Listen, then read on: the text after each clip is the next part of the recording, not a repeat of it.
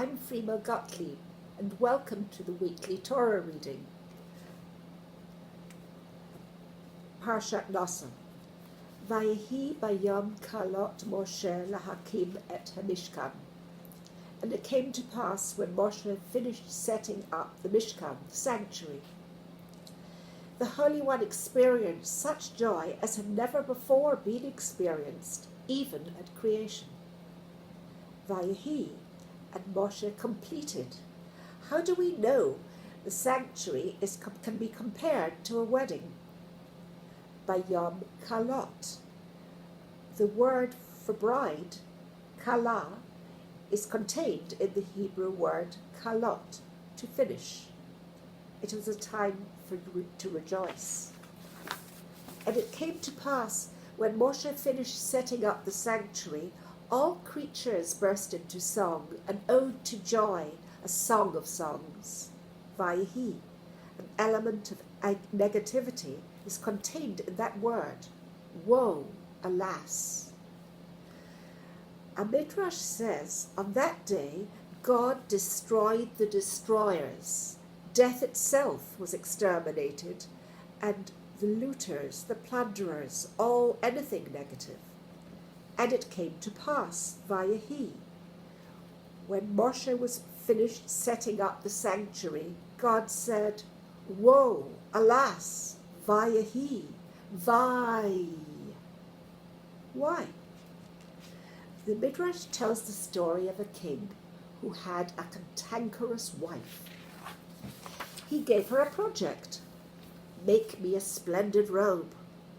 As long as she was occupied with weaving, spinning, and choosing colours, there's not a grumble. As soon as it was finished, she burst into the king's inner chamber, all smiles. Here it is, darling, she said, your present. The king's reply, Vai. When God liberated Israel from Egypt, he provided them with manna. They protested, longing for the cucumbers and fish of Egyptian slavery. After they received the Torah at Sinai, Moshe returned from the mountain 1 minute late, according to their calculations.